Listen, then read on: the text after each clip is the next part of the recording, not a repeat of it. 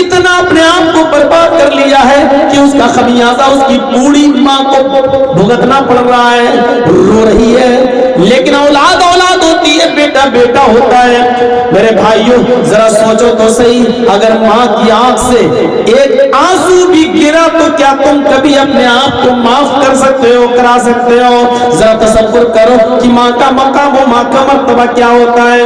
کیوں رلاتے ہو اپنے ماں باپ کو؟ ماں باپ جو تمہارے دنیا میں لانے کا سبب بنے، آج ان کی وجہ سے سوچا تھا انہوں نے کہ میری آنکھوں کی ٹھنڈک ہوگا، لیکن تمہیں دیکھ کر، تمہارے کارناموں کو دیکھ کر ان کی آنکھوں میں آنسو آ جائیں، وہ رو دے، ان کی آنکھوں میں آنسو آ جائیں۔ میرے پیارے ساتھیوں تصور کرو کہ آج کی وہ نوجوان نسل اپنے آپ کو کیسے معاف کرا سکتی ہے۔ شراب، اس سے پہلے جو ہمارا یہاں تقریر ہوئی تھی بشٹم نگر میں، تو پوری تقریر ہمیں یاد ہے، شاید شراب ہی کی ٹاپک پر ہوئی تھی، شراب کے موضوع پر میں نے بولا تھا۔ آج ہم صرف ٹچ کریں گے شراب کا۔ اتنا رواج تھا عرب کے اندر شراب پینے کا، آپ لوگوں سے تو کیا بتایا جائے۔ شراب کا حال یہ تھا کہ ان کے گھر میں جب کوئی بچہ پیدا ہوتا تھا عرب کے اندر، تو اس بچے کو بھی سب سے پہلے شہد یا کوئی میٹھی چیز اس کے حلق پر نہیں چپکائی جاتی تھی، بلکہ پڑھیے زاد المعاد علامہ ابن قیم کی، جب گھر میں بچہ پیدا ہوتا تھا تو سب سے پہلے عرب کے لوگ شراب کے 4 5 10 قطرے بوندے ڈراپس اس بچے کے حلق میں ڈالتے تھے۔ یہ اس بات کی علامت ہوتی تھی کہ بیٹا تیرے باپ دادا شرابی رہے، تجھے بھی شراب میں آگے بڑھنا ہے اور شراب کا رسیہ اور دل دادا ہونا ہے۔ شروع سے ہی اس کے رگوں میں جو دوڑایا جاتا تھا وہ شراب ہوتی تھی۔ آپ کا علاقہ بھی اس سے بچا نہیں ہے۔ شراب نوشی کتنی ہے، اور اب تو شراب تو چھوڑیے مولانا صاحب، آپ شراب کی بات کر رہے ہیں۔ سنا ہے اب تو چرس چل رہا ہے، اس میں ایک ہیروئن براؤن شوگر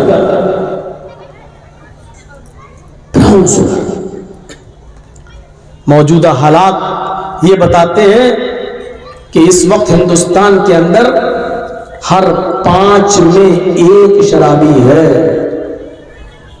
5 میں 1 شرابی، یعنی 100 ہیں تو 20 شرابی۔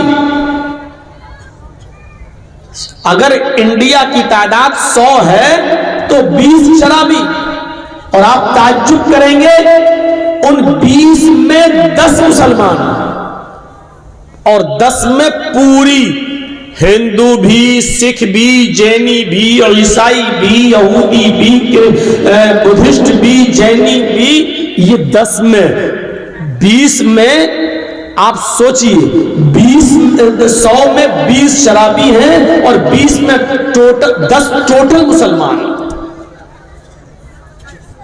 کہاں جا رہا ہمارا معاشرہ؟ کہاں جا رہا ہے ہمارا سماج؟ کہاں جا رہی ہے ہماری سوسائٹی؟ جوئے کا عالم کیا تھا عرب کی سرزمین پر؟ پڑھیں گے آپ زاد المعاد ابن قیم کی۔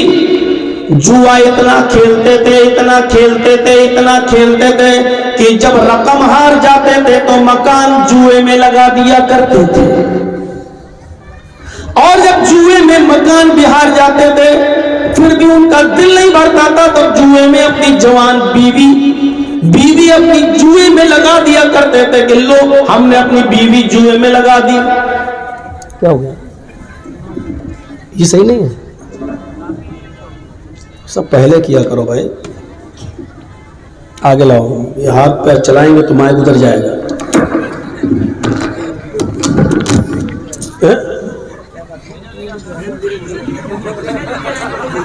ہم نے تو اونچا کیا وہ ٹوٹ گیا،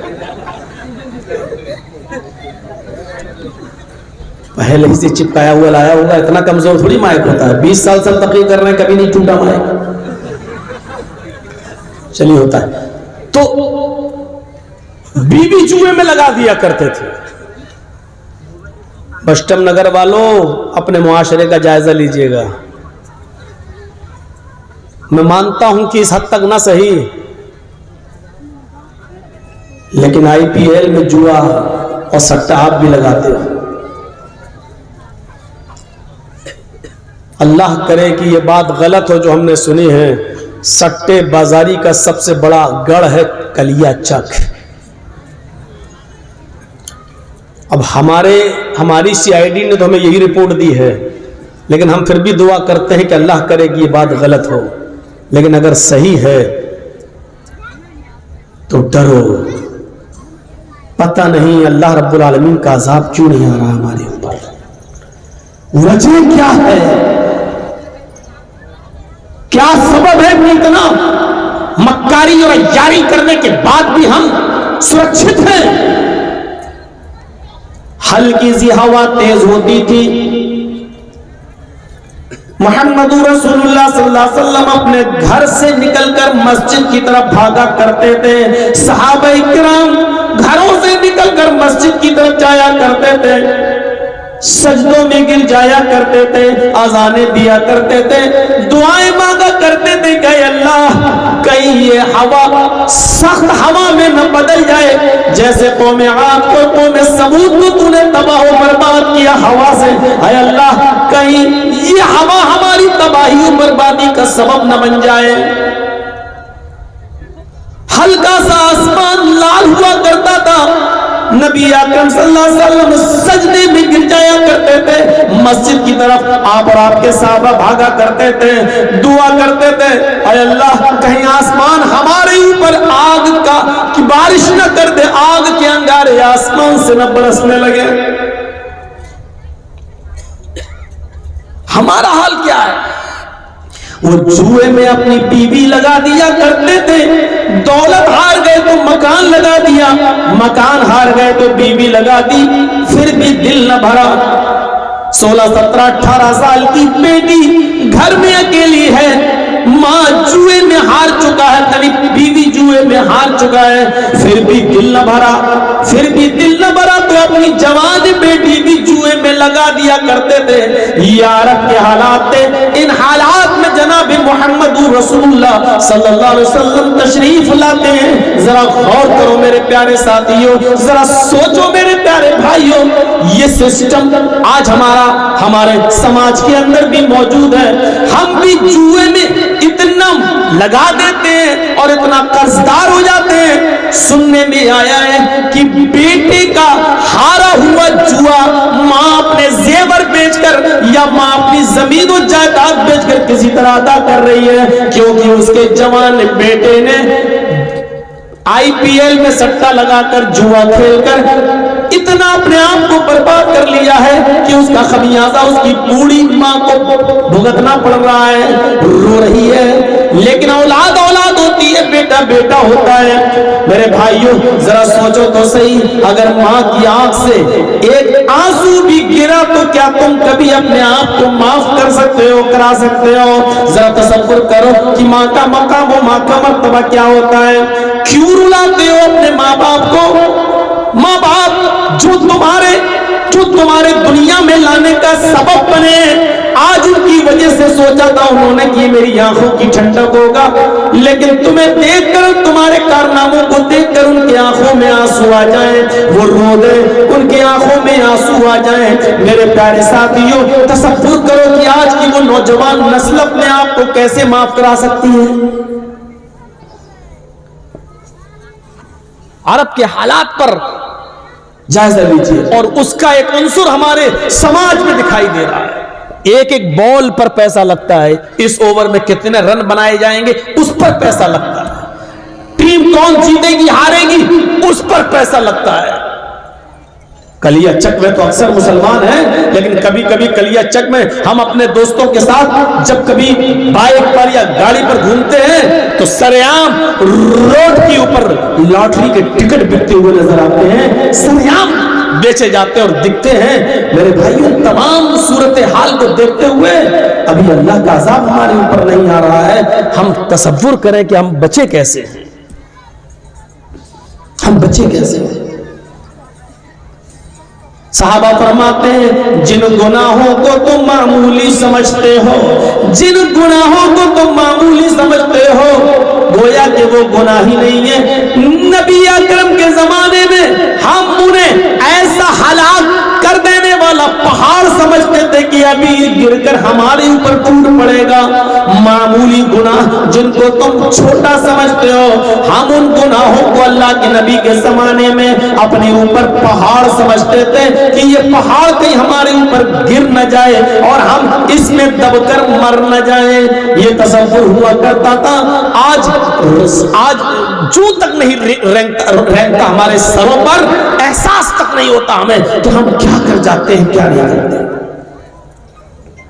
اتنا سب ہم معمولی سمجھتے ہیں یہ گناہ کو، معمولی، شراب معمولی، جبکہ ہم یہ جانتے ہیں کہ شراب جب آدمی پیتا ہے اس وقت وہ مومن نہیں ہوتا۔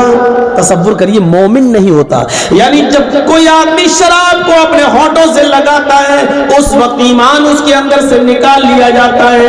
جب تک وہ نشے میں رہتا ہے اس کے اندر ایمان نہیں رہتا۔ اسی حال میں اگر وہ مر گیا، اسی حال میں اگر اس کی موت آ گئی تو وہ حالت ایمان پر نہیں، مومن نہیں ہوگا، مسلم کی حالت میں نہیں مرے گا۔ تصور کیجئے یہ کیا چیز ہے، ہم اس کو بہت معمولی سمجھتے ہیں۔ اب آپ اندازہ لگائیے، جس نے حرام کا ایک لقمہ کھایا، اللہ کے نبی فرماتے ہیں جس نے حرام کا ایک لقمہ کھایا، حرام کا ایک لقمہ، 40 دن تک اس کی نماز قبول نہیں ہوتی ہے، 40 دن تک۔ اب سٹے سے پیسہ کمانے والوں، لاٹری جیتنے والوں، جوا کھیل کر کمائی حاصل کرنے والوں، ذرا تصور کرو، ہمارے تو مکان ہی اسی سے بنے ہیں، ہمارے بچوں کی پڑھائی لکھائی بھی اسی سے ہو رہی ہے، ہماری بیوی بھی وہی چیز کھا رہی ہے، ہمارے بچوں کی رگوں میں جو خون دوڑ رہا وہی مال حرام کا ہے۔ سوچئے، اللہ کے نبی صلی اللہ علیہ وسلم نے فرمایا کہ ایک مسافر ہے، بیچارہ سفر کر کے جاتا ہے، کسی مسجد میں نماز پڑھتا ہے اور نماز پڑھنے کے بعد دونوں ہاتھوں کو اٹھا کر اللہ سے مانگتا ہے، یا ربی یا ربی یا ربی، اے میرے رب مجھے یہ دے، مجھے یہ دے، مجھے یہ دے۔ اوپر سے آواز آتی ہے وَمَطْعَمُهُ حَرَامٌ وَمَشْرَبُهُ حَرَامٌ وَمَلْبَسُهُ حَرَامٌ۔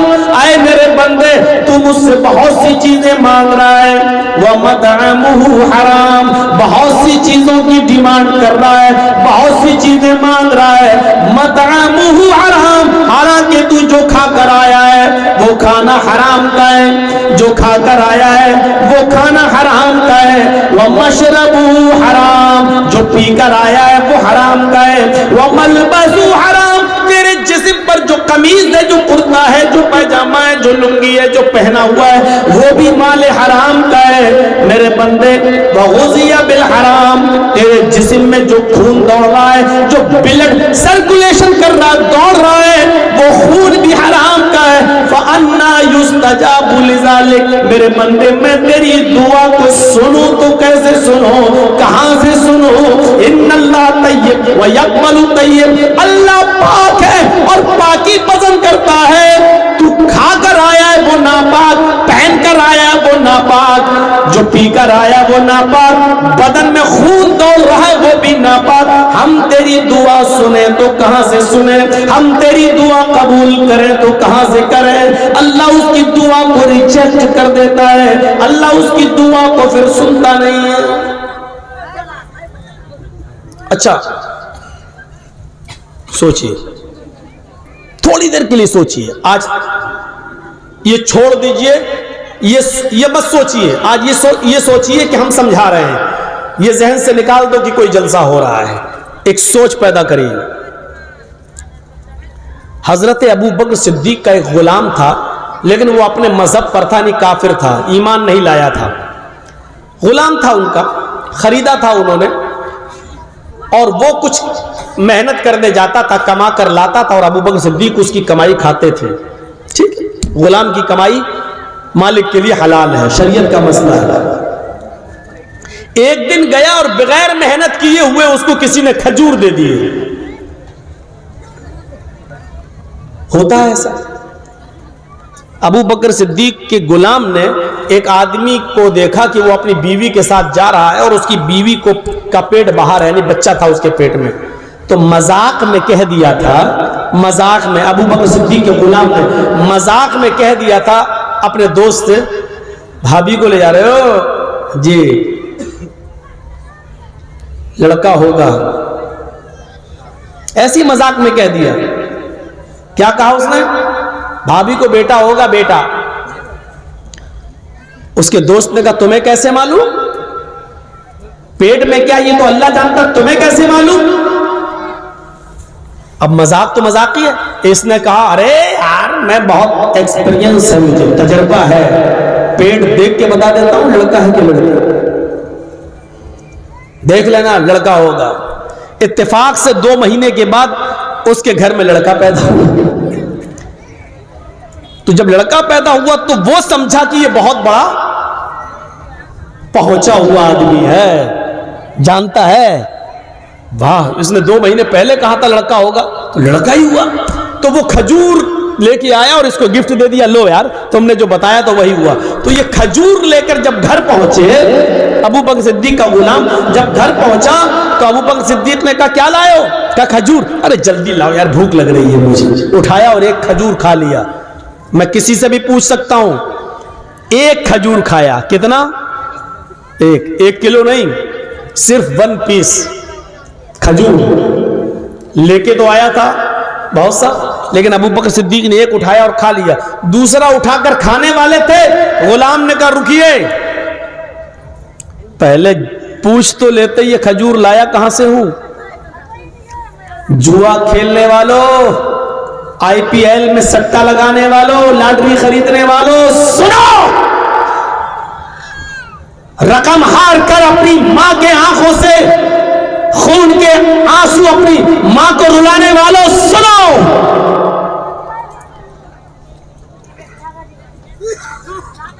ایک کھجور. دوسرا کھانے والا تھا کہ ابو بکر صدیق سے غلام نے کہا رکو, کھانے کے لیے منع نہیں ہے لیکن پوچھ تو لیتے کہاں سے لائے ہو. ابو بکر صدیق نے کہا روزانہ محنت کرنے جاتے ہو, آج بھی محنت کر کے لائے ہوگے. اس نے کہا کہ روزانہ محنت کر کے لاتا تھا تب تو آپ روز پوچھتے تھے, اور آج ہی محنت نہیں کیا اور آج آپ نے پوچھا ہی نہیں. ہوتا ہے کبھی کبھی ایسا, روزانہ ٹکٹ لے کے چلو ٹی نہیں آتا ہے, جس دن نہ لے کے چلو اس دن اتفاق سے آ جاتا ہے. ارے کبھی نہیں آیا, چلو آج ایسے ہی بیٹھ جائیں, اور جس دن بیٹھ جاؤ بغیر ٹکٹ کے تو اس دن آ جاتا ہے. بہت سے لوگ یہ سوچتے ہیں ایسے. اے بھیا سامنے سے مت اٹھا بیٹھا لگاؤ, کئی بار دیکھ چکا ہوں لوگ سامنے سے جا رہے ہیں آ رہے ہیں. تو ابو بکر صدیق روزانہ پوچھتے تھے آج کہاں سے لائے ہو, آج کہاں سے لائے ہو, آج کہاں سے لائے ہو. یہ کیا یہ کیا یہ کیا, اور آج بھوک زیادہ لگی تھی پوچھا ہی نہیں, اٹھایا اور ایک کھجور کھا لیا. دوسرا کھانے والے تھے, پتا تو لگاؤ کہاں سے. کہ روزانہ محنت کرتے تھے, کہ روزانہ کرتا تھا تو آپ پوچھتے تھے, اور آج نہیں کیا تو آپ نے پوچھا نہیں. اچھا آج محنت نہیں کی؟ کہا نہیں. تو یہ کہاں سے آئے؟ کہا کہ تیر نشانے پہ لگ گیا. ہماری زبان میں بولا جاتا ہے دھول میں لاٹھی ماری تھی لگ گئی. کیا مطلب؟ صاف صاف بولو. یار میرا ایک دوست تھا, اس کی بیوی جب 7 مہینے کا حمل تھا تو میں نے اس کا پیٹ دیکھ کے کہہ دیا تھا کہ بھابھی کو لڑکا ہوگا. آج 2 مہینے کے بعد اس کو لڑکا ہوا ہے. میں تو جانتا نہیں تھا, میں نے تو اچانک کہا تھا. آج اس کو لڑکا ہوا ہے تو لقد تکہنت, تو میں نے جو کہانت گڑھی تھی اس سے, اس کی وجہ سے وہ مجھے بہت بڑا بابا سمجھنے لگا ہے, پہنچا ہوا سمجھ رہا. اس نے گفٹ میں لا کے دیا. ابو بکر صدیق نے کہا تب تو یہ حرام ہے, کیونکہ ماں کے پیٹ میں کیا ہے یہ صرف اللہ جانتا ہے. بارش کب ہوگی, کس جگہ ہوگی, یہ اللہ جانتا ہے. کون آدمی کس سرزمین پر مرے گا اس کا علم تو اللہ کو ہے. پھر تو نے یہ کیسے بتا دیا یہ تو حرام ہوا؟ اس نے کہا جی ہاں حرام ہوا, لیکن اب تو آپ نے کھا لیا. فرمایا میں اس حرام کھجور کو جو میرے پیٹ میں جا چکا ہے اس کو کو میں اپنے پیٹ میں رہنے نہیں دوں گا، جاؤ پانی بھر کر لاؤ۔ ان کا غلام پانی لے کر آیا، حضرت ابو بکر صدیق نے پیٹ بھر کے پانی پیا، اس کے بعد 3 انگلی حلق میں ڈالی، آ کر کے قے کیا، تھوڑا سا کھجور باہر نکلا، پھر پانی پیا، پھر انگلی ڈالی، پھر اس کو قے کیا، پھر پانی پیا، پھر انگلی ڈالی، پھر قے کیا، اور اس وقت تک پانی پیتے رہے اور قے کرتے رہے جب تک کہ یقین نہیں ہو گیا کہ جو کھجور میں نے کھایا تھا وہ پورا کا پورا نکل گیا ہوگا۔ جب یقین ہو گیا کہ نکل گیا ہوگا، اس کے بعد فرمایا، آئے غلام، میں نے محمد رسول اللہ صلی اللہ علیہ وسلم سے سنا ہے، بس یہ بخاری کی حدیث ہمیں اور آپ کو سب کو سننا چاہیے۔ حضرت ابو بکر صدیق کہتے ہیں کہ میں نے اللہ کے نبی صلی اللہ علیہ وسلم کو یہ فرماتے ہوئے سنا ہے، جو حرام کا ایک لقمہ کھاتا ہے، جو حرام کا ایک لقمہ کھاتا ہے، اللہ رب العالمین اس کے دل پر ایک سیاہ نقطہ بٹھا دیتا ہے۔ ایسے کبھی آپ نے بلیک پین سے لکھا ہوگا، بلیک پین سے تو لکھا نہیں، کاپی پہ ایسے رکھیں گے آپ، کاپی پر، نوٹ بک پر ایسے رکھیں گے اور ہٹائیں گے تو آپ دیکھیں گے کہ بلیک نقطہ وہاں پڑ گیا ہے، تو اللہ تعالیٰ اس کے دل پر بلیک نقطہ بٹھا دیتا ہے کالا۔ اگر یہ توبہ کر لیتا ہے تو اللہ اس بلیک نقطے کو، اس کالے نقطے کو مٹا دیتا ہے، اور اگر توبہ نہیں کرتا، ایک بار کھایا، کھا لیا اور پھر توبہ نہیں کیا اور جانتا ہے کہ میں نے حرام کھایا لیکن توبہ نہیں کیا، تو وہ نقطہ بڑھتے بڑھتے پھیلتے پھیلتے پھیلتے پھیلتے پھیلتے پھیلتے پورے دل کو کالا کر دیتا ہے، پورے دل کو سیاہ کر دیتا ہے، پورے ہارٹ کو بلیک کر دیتا ہے۔ اور جب انسان کا پورا دل بلیک ہو جائے، پورا ہارٹ بلیک ہو جائے، پورا دل کالا ہو جائے، تو پھر یہ سوچنا اور یہ سمجھنا اس کے ختم ہو جاتا ہے، یہ عقل اس کے اندر سے نکل جاتی ہے، پھر وہ نہیں سوچتا کہ یہ دولت ہمارے پاس کہاں سے آ رہی ہے، یہ حلال کی ہے یا حرام کی ہے، آنے دو، جہاں سے بھی آ رہی ہے آنے دو۔ پھر اس کے اللہ رب العالمین اس کے دماغ سے سوچنے اور سمجھنے کی صلاحیت کو ختم کر دیتا ہے، پھر وہ حلال و حرام کی پرواہ نہیں کرتا ہے، ایک نقطہ پورے دل کو کالا کر دیتا ہے۔ میرے بھائیوں، ابو بکر صدیق نے صرف ایک کھجور کھایا تھا، وہ بھی دھوکے سے، اس کو بھی نکال دیا۔ ابو بکر صدیق کی اس زندگی سے ہم اپنے گریبانوں میں جھانک کر دیکھیں، ہم اپنے معاشرے کا، اپنے سماج کا اور اپنی سوسائٹی کا ذرا جائزہ لیں کہ ہم کیا کر رہے ہیں، ہم کیا کر رہے ہیں، ہم کیا کھا رہے ہیں، اپنے بچوں کو کیا کھلا رہے ہیں۔